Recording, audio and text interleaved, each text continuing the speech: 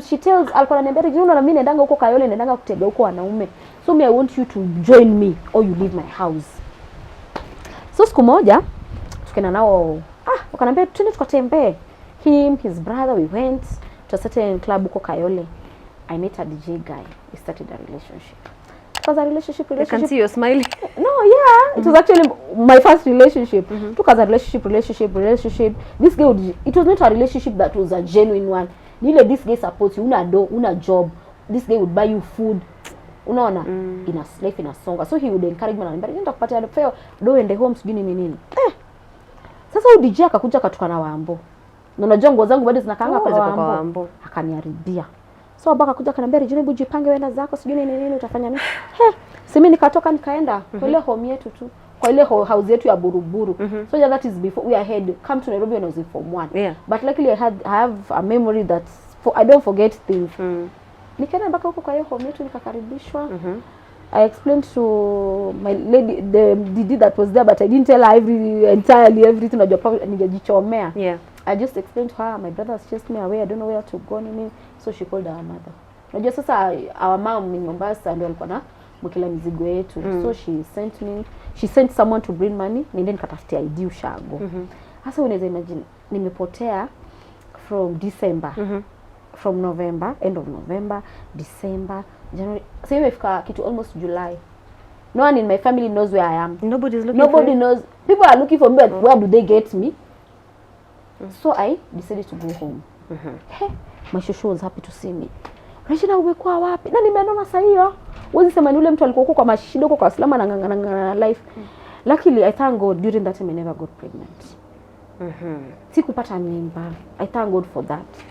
Though it wasn't a right choice. Kenya nilifanya I'm not proud of what I did, but life pushed me. Unaona? Nikaenda ushago nikangana kutafuta ID spati. So huyu aunti yangu sasa ameniona huyu Regina amekaa hapa kwa village na alifanya form 4. Watu walichukua results and she's still here. So my auntie calls me akaniambia Regina hapana, you go get your results tujue what to do. So akanipea fare. She was a teacher, she was a TSC teacher. So tukaenda naye Machakos. Akanipea fare akaniambia go pick your staff. Ukuje tupatane hapa kwa hii bus station jioni because that was the only vehicle that was going huko. Yote akaniambia by the time umemaliza wewe utakuja utanipata akanipea fare akanilipia mimi nikaenda so I went back to my village at least I have my results. So my elder brother ka show up akaniambia sasa wewe Regina utakufanya nini unakaa hapo kufanya nini? Auntie yangu akaenda akamsomea akamwambia no your sister can't continue staying here. Do you want to waste this guy? No. Take her to Nairobi and find a way of taking her back to Mombasa. What are you supposed to do in Mombasa now? So now I'm supposed to go talk to this sister so she can take me to college. Okay. Because that time I didn't have a phone. I didn't have her number. So at least when I'm there with her one-on-one, we can have a conversation. Correct. So I come, I'm hosted by my cousins for a few days. My brother paid for my train ticket to Mombasa. I went. I was welcomed. I was told, Regina, we're giving you a chance to stay here again if you want. But I'm like, pan. My cousin had accepted to host me. So my cousin was like, you just go and tell that's your mom to pay you college fee, you'll come and stay with us. So I'm like, I'll go and stay with my cousins. Our mom called my cousin accepted, so she told me, go look for something that is cheap. Meaning, I've always wanted to be a journalist. Since I was a child, I wanted to be a journalist. So she was like, this course is expensive and the donors are withdrawing the funds, so you have to look for something that is not expensive. Something that she can manage to pay for me. So I went, I looked for a college in Mombasa. It was Mombasa Vision. So luckily they had a branch in Nairobi. So I came to Nairobi. I joined Nairobi Aviation. I was pursuing community development and social work. Yeah, I came, I did my course, I finished, I graduated. Good job.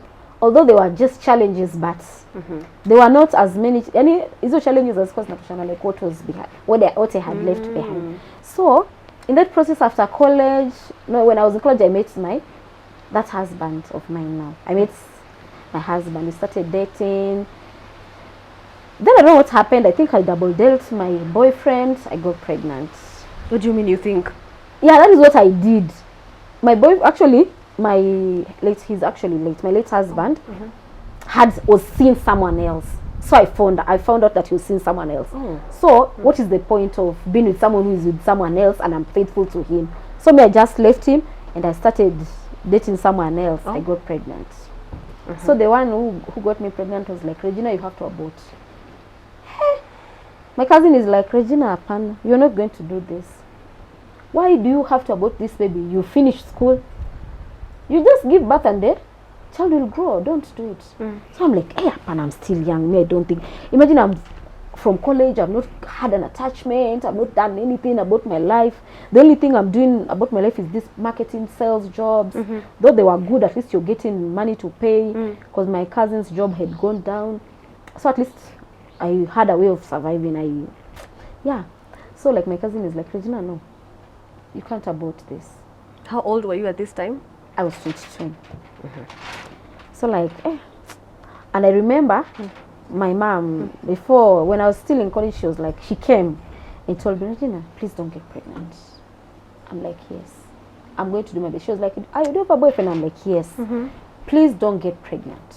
I said, okay. She told me, at least try your best, at least you finish your schooling for you to have a better future. I wouldn't want you to suffer at any point.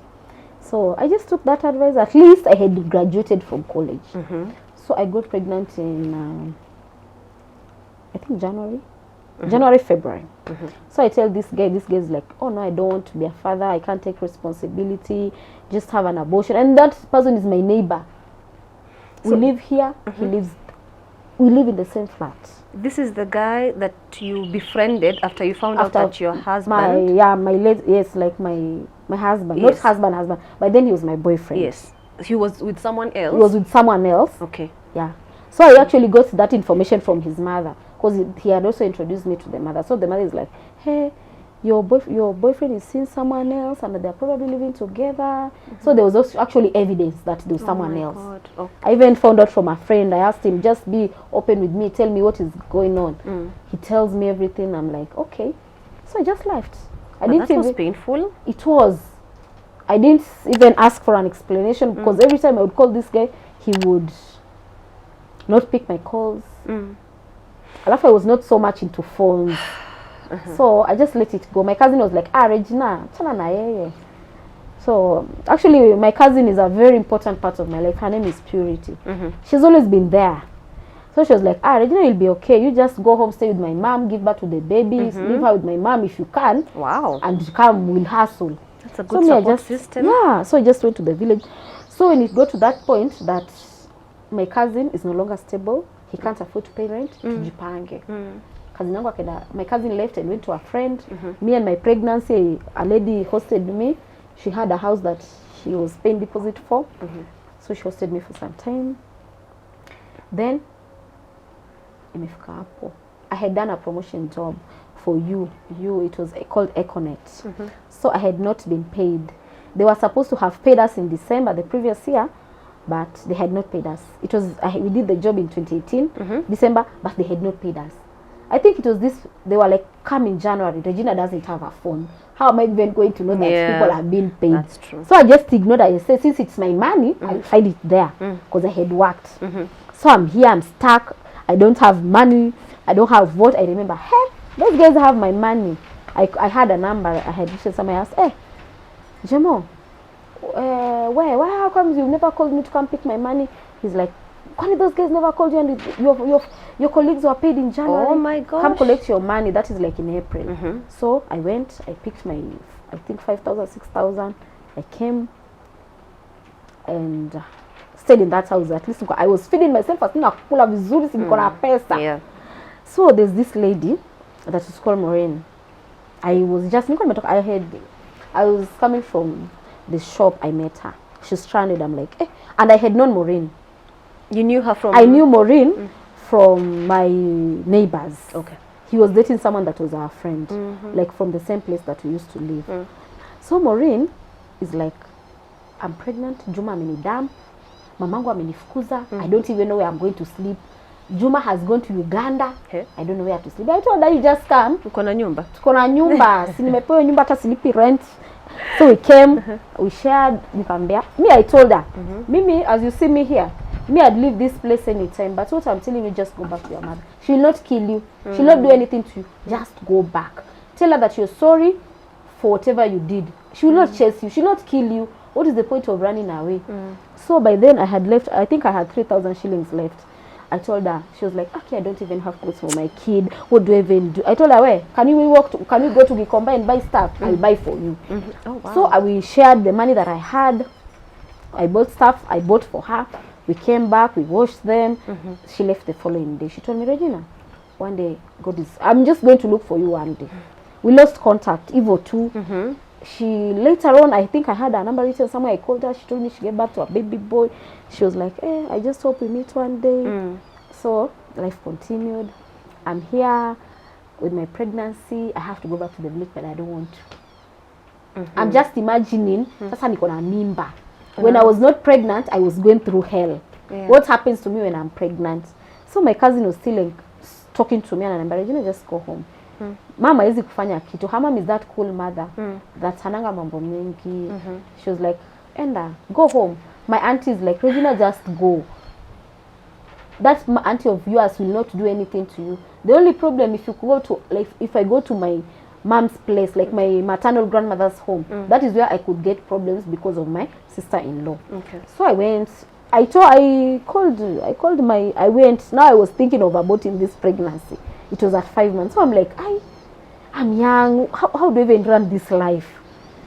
So there are people who come into your life to just tempt you. There are others who are like, about this pregnancy. They are like, Regina, you're just wasting your life. What? So I went to Ngong Road, one of the clinics that was run by the missions.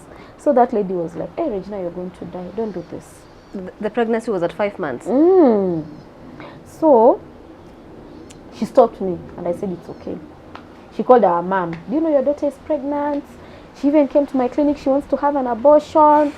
Hey! The mom calls me. I didn't have her phone, but I had her number written somewhere. So I flashed her. I wrote her a message and I told her, actually, it's the back. I don't have a place to go. My cousins have chased me away. This house, that lady had come. She picked her stuff. So the house is vacant. Oh. So there's another lady that is named Nduko after me. She took me in and she hosted me. Akanambia, Regina, mimi, hata me, I'm not as rich. You'll sleep on the floor. Kesho ufike. There's another guy that wanted to host me, but this guy wanted to use me. Unaona? So I'm like, apana. As much as you guys were my friends when I was a girl, it is different now I'm pregnant. When would you even want to use me and I have problems? So him used to be a watchman, like he used to go at night and aniacha nyumba mimi nala. Asubuhi anakuja anaanza kunisumbua. I'm like, hapana. Na uko na ball. Na niko na mimba na si yake. So this other guy amejidistance na mimi kabisa. Hata tupatane kwa barabara, he wouldn't even talk to me. Which now the baby daddy, now. His name is Dixon. So this Dixon guy doesn't even talk to me.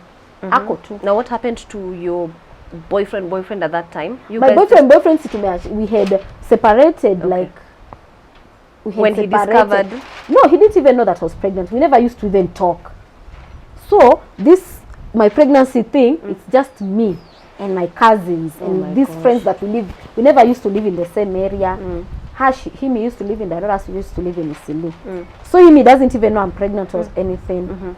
So my mom tells me to go to our home in Buruburu. That other home that I went when I was in trouble. The lady took me in. She's from Ghana. She took me in. She encouraged me. She told me, Devaki, it's okay. You can still keep the pregnancy. You'll still give birth. She's like, some of us here are sisters. We would have liked to probably have kids, but we gave ourselves to celibacy. So it is not right for you to do this. They are religious, so it's not right. She encouraged me and I made up my mind. After that, Mama telling me, don't do this. This is a child of God. She actually encouraged me. I think she was talking from a point of pain, because I would hear her sob from the other side of the phone. Probably from disappointment. She didn't know. She didn't expect this from me. So I went to the village. I went to my auntie. My auntie actually welcomed me well. She was like, Regina, have you gone to the clinic? I'm like, no. She's like, tomorrow first thing in the morning you're going to the clinic. Luckily, I have a cousin that had also given birth. She's in the village. So she used to be my support system. She used to come with her baby. We used to stay. We just talk. She encourages me. So at least I was not alone. I didn't feel alone during that time. Yeah.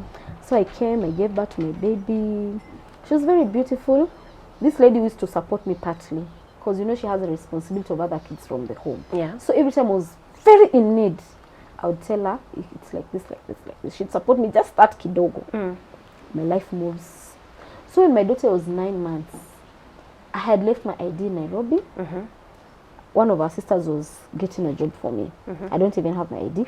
I don't have my certificate with me. Hey, I said, apana. I cannot continue staying in this village because now my auntie wants to exploit me. She wants me to be asking the Mzungu money. Oh, and on their behalf? On their behalf, Yeah. like I tell her it is my problem, then we share the money. Yeah. So it's like she was trying to exploit me, which was unfair.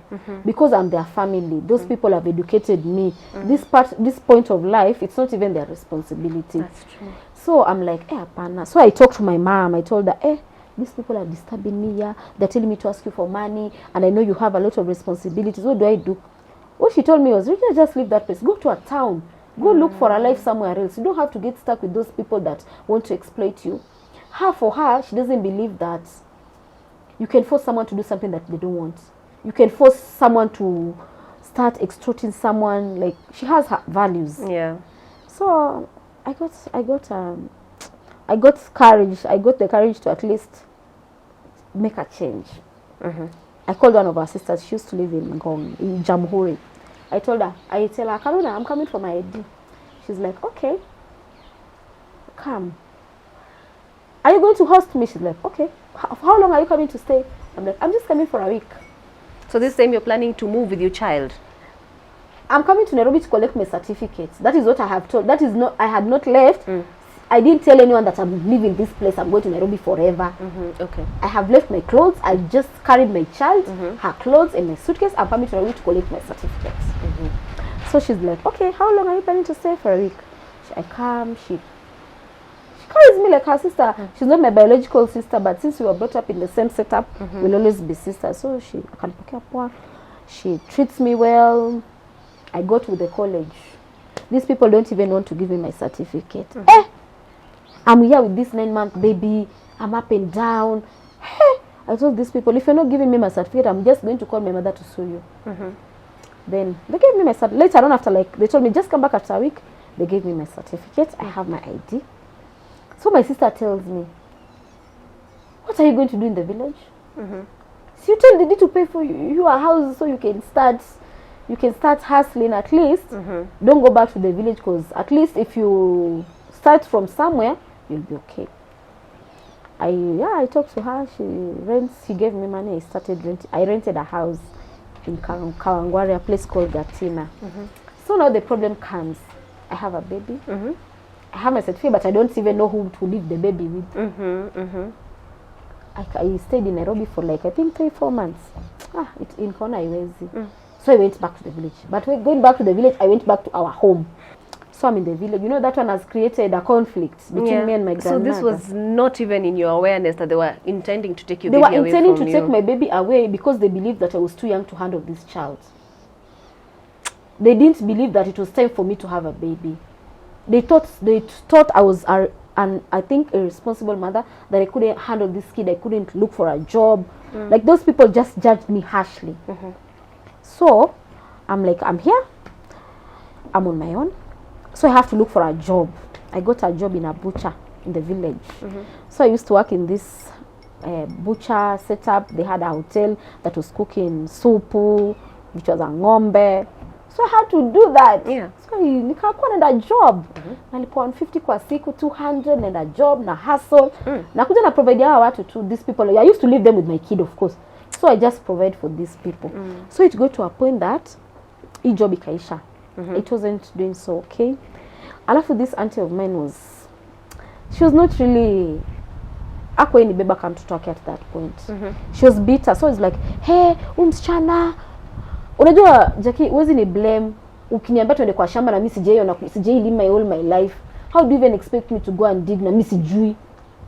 Mimi nazaana na wewe kwa shamba nikakupigisha story kwa shamba na tumalize na turudi. Unless nikuonyeshe. Unless unionyeshe, na hutaki kunionyesha, unasema ati Regina niko na maringo sijui ni.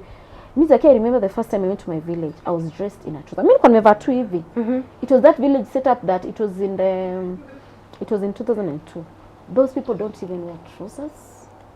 Like ilikuwa that village, like ukivaa trouser kila mtu ako tu hivi na wewe ni kama ule, like you can just imagine like someone who is dressed in those skimpy things. Kama nakuangalia tu.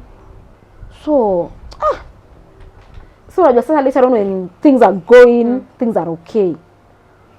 So life ikakuja kwa hivyo. Nikakuja nikaishi pale kwa ile village. These people started to mistreat me. Hawanipei chakula, Regina niende nifanye vibarua. After you lost this job now? Yeah. Ikafika point that Jackie, I would sleep hungry when people have cooked. Hungry with my baby. There was a point I got so sick. I was bleeding so much. I don't know why it happened. I had to call that mother of mine and say, I'm sick. Me at a point like I almost died. I took myself to the hospital. Ile nikajidrag nikaenda hosi, nikatibiwa, nikajiambia kwa roho hapa nitakuja kukufa. See, I have my boyfriend, that ex-boyfriend namba yake. Hatukukosana, mimi sikumtupia maneno, we didn't have a confrontation. When mliplayana? Huyo sasa Raymond, the late Raymond. So I called him. He's like, I have a baby. So I had consulted someone who someone told me, you can frame this game, mwambie mtoto ni wake, hakuna kitu atakufanya, atajuaje. So nikamwambia bado jana nilipatanga mtoi. Nikakuja Nairobi. Sijui hata nilikuwa nimekuja shughuli gani. He saw the baby. He's like, kuja tuishi. That marriage of his first marriage didn't work. So he's like, kuja tuishi. So the woman he was playing you with, the marriage didn't work. So now he was bringing you back. Evil in quotes. Yes. So I think it was just for his own security, because this other lady was too much for him. Labda hakuwa anataka, he didn't want her back. Okay. They had their own issues. I never knew. Sasa Regina is desperate, my dear. Nimefika a point in the village that I have to dig my own shamba, nijilimie chakula yangu ningoje ikomaende utukule. Simi nikachoka. Me I left that village. 7th August there was a celebration huko. Mimi nikatoka, I had my money. Nilikuwa nimesha hustle fair, nikatoka na nikawaambia mimi na nimeenda. My daughter knew how to speak by then. I think she was 1 and 3 months. Shosha kamuuliza mnaenda wapi? Tunaenda kwa daddy. And we left. And we came to Nairobi. The daddy was not there, but we knew where the house is. He was living with someone else. Tukakaribishwa na tukaanza tukakaa. Tukakuja huyo Raymond akapata nyumba, tukahama. Nikapelekwa kule mamake tu, na mamake alikuwa ananijua. He had previously introduced me when I was a girlfriend. Yes. So mama alikuwa ananijua, tukakuja. The mother even came for my graduation when I was graduating in college. So tukakaribishwa. Tukakuja tukahama kwa plot moja na huyu my mother-in-law. Tukakuwa tunaishi, tukakuwa tunapika huko jikoni kwake tunakula. Life ikasonga. So nikakuja nikapelekwa na manga kwa auntie yake. Auntie mjamaa. Auntie mjamaa na sasa niko pregnant. Unajua sasa mimi nimetoka, I'm green. Mimi sijui family planning, sijui anything. 1 month later I'm pregnant. So nikapelekwa na manga kwenda ku babies. I was taking care. Nilikuwa naenda ku take care of. She had also left her marriage, so she needed someone to be the kids. See, here I am. My husband doesn't have a stable job. Okay. So sinienda tu nikae huko. But you're pregnant. But I'm pregnant, but the good thing I had informed my husband. Okay. My husband was not always around. He used to go hustle in Limuru. He'd stay like for a week, 2 weeks. Anakuja ana pesa. So mamaka akaniambia, Regina we enda mtalalanga njaa, mtatesekaga huko. Simi nimeenda na manga. So this auntie of my husband's auntie hakuwa mtu mzuri. Jackie, I used to take care of everything in that house. Mimi hiyo nyumba ilikuwa inabeba kama yangu. The lady used to work in a bar. She'd come at 3 a.m. drunk. Ananitusi like Jackie, imagine umeenda huko, umekaa huko like for 4 months. Hii nguo yenye nimeenda nayo, unajua nibebe nguo ngapi? 3. Na za mtoto 3. Jackie, in 3 months tunavaa nguo 3. Utachota maji na hiyo mimba zako. Utaenda uchote maji like 10 jerrycans of water. Because huko it was in a manga hapo kwa border, so they had boreholes. So you had to carry water from your back. Unaamshwa 6 endo chote maji. Unangangana na hizo maji, unakuja unafua nguo. Jackie, mimi nitakufulia nguo zako zikuwe safi. Ile maji chafu ile ndio nitafua nguo zangu na za mtoto wangu. And she doesn't care. So one day, I think I was just tired of this. My husband akakuja nikamwongelesha ngambia, mimi I don't think I can continue staying here. So unajua auntie, it was my husband's favorite auntie. So she was like, vumilia tu. Akivinyo bwanangu alinanililia. Nikasema acha tu hapa, I know what to do. Sasa siku moja auntie akakuja kama amelewa saa 9. akaanza kunitusi kwa kikamba kinitusi. Mimi nikamwambia hata tutazoeana. Hebu nipe fare mimi nirudi kwa bwanangu. Nimekaa na wewe, I've had enough of you. Mimi ninakulelea watoto and you're here unaanza kunigombanisha tuzo Regina. Hata you know she was confronting me. No. Jackie, I meet you carrying stuff. Yeah. Heavy stuff. Then I just tell you, let me just help you. The person was our neighbor, but no, we were not living in the same plot. So I took the Lord, nikampeleka kwake. Mtoto wake alikuja akasema, "Auntie anaendaga huko. She goes does mshene."